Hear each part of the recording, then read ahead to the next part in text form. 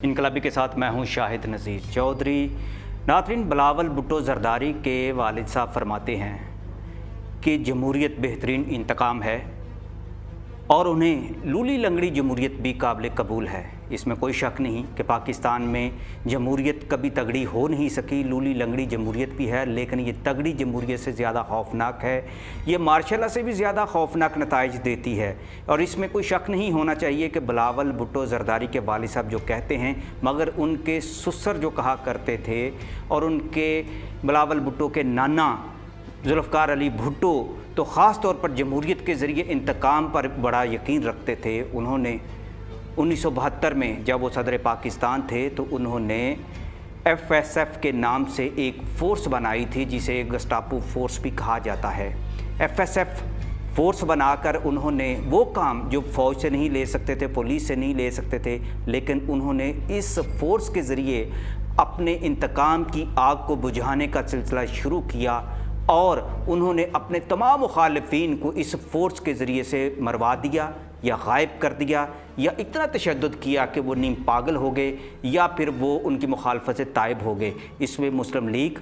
या जमात इस्लामी या दूसरी सियासी जमातों के अलावा पीपल्स पार्टी के ख़ुद उनके अपने वफ़ादार कारकुन भी थे, बल्कि उनमें कई गवर्नर भी रह चुके थे, कई वज़ीर आला भी रह चुके थे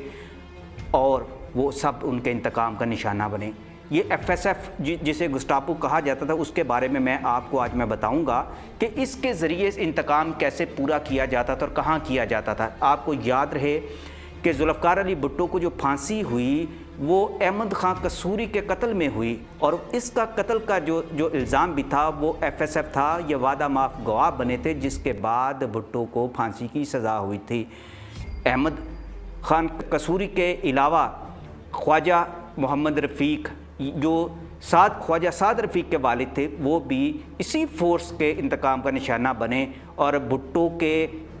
दौर में उन्हें कत्ल किया गया इस बिना पर कि वो भुट्टो की मुखालफत करते थे और भुट्टो के मुखालिफ जलसों में उनका नाम सुना जाता था। आपको मैं एक और मज़े की बात बताता चलूँ कि ख्वाजा रफ़ीक के अलावा चौधरी शुजात हुसैन के वालिद चौधरी ज़हूर लाही एक ऐसे सियासतदान थे जिनके बारे में कभी किसी ने ऐसा लफ्ज़ नहीं बोला था कि वो मियाना रवि छोड़ते होंगे। वो इंतहाई शरीफ और बड़े मतीन मजाज इंसान थे, लेकिन भुट्टो साहब ने अपने सियासी मुखालफत की वजह से उनके ऊपर भैंस की चोरी का मुकदमा बनाया और उन्हें बलूचिस्तान की मछ जेल के अंदर भेज दिया गया। मछ जेल के अंदर भी चौधरी ज़हूर लाही को कत्ल कराने की जब साजिश की गई तो उस वक्त जो गवर्नर बलूचिस्तान थे नवाब अकबर बुगटी, उन्होंने इस कत्ल की नौबत नहीं आने दी और चौधरी ज़हूर लाही को बचा लिया। यही वजह है और चौधरी बरादरान जो हैं वो हमेशा से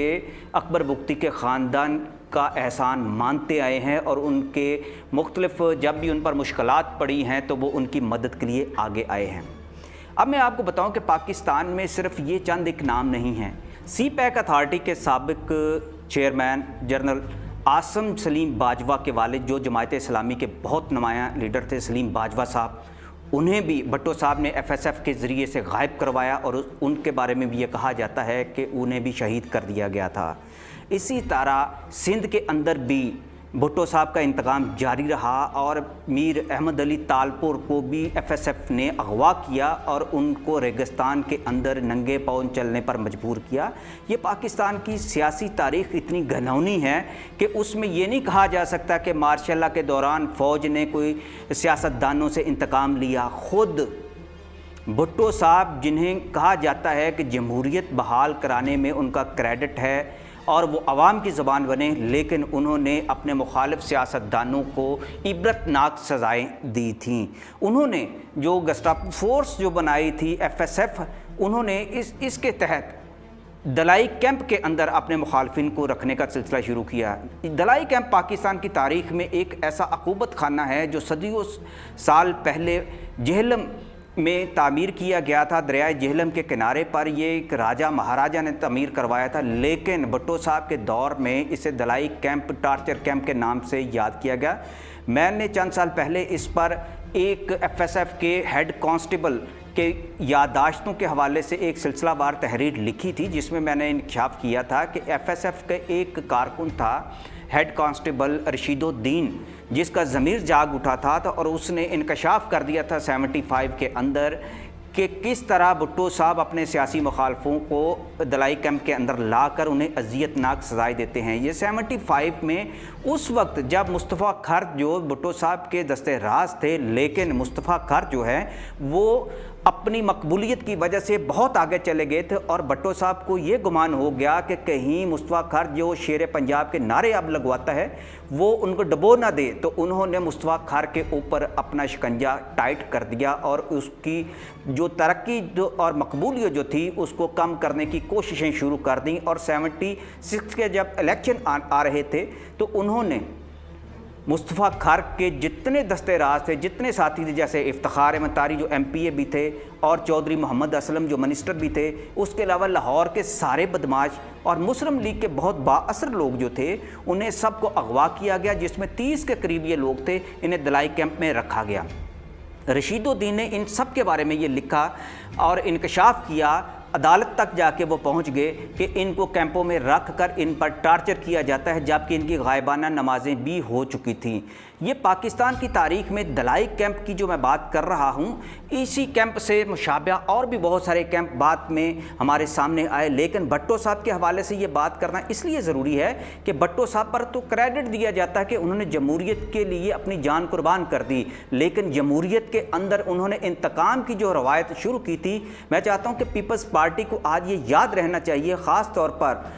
بلاول بھٹو کو یہ معلوم ہونا چاہیے کہ ان کے نانا ابو نے پاکستان کے اندر جتنی بھی سیاسی انتقام کی روایات تھیں ان کو پائے تکمیل تک پہنچانے میں ان کے نانا کا ہی بہت بڑا رول تھا۔ پاکستان کی تاریخ میں آپ کو بتاتا چلوں کہ دلائی کیمپ کے اندر بھٹو صاحب نے اپنے ایک سابق وزیر اعلیٰ حنیف رامے، جنہیں کہا جاتا تھا انتہائی شریف انسان تھے، انتہائی پڑھے لکھے انسان تھے، جنہوں نے GC کالج سے 1952 میں MSc کی تھی اور وزیر اعلیٰ بنے تھے، اور خطاط بہت خوبصورت تھے۔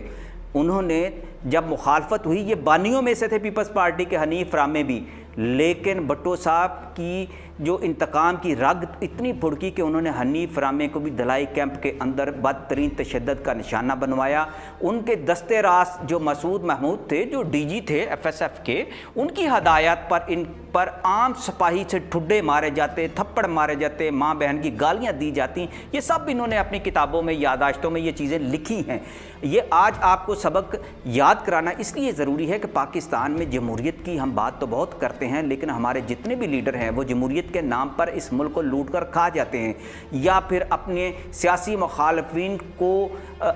مار کے ان کی جانیں لے لیتے ہیں یا انہیں غائب کر دیتے ہیں، لیکن ان کا پیٹ پھر بھی نہیں بھرتا، نہ ان کا انتقام ٹھنڈا ہوتا ہے۔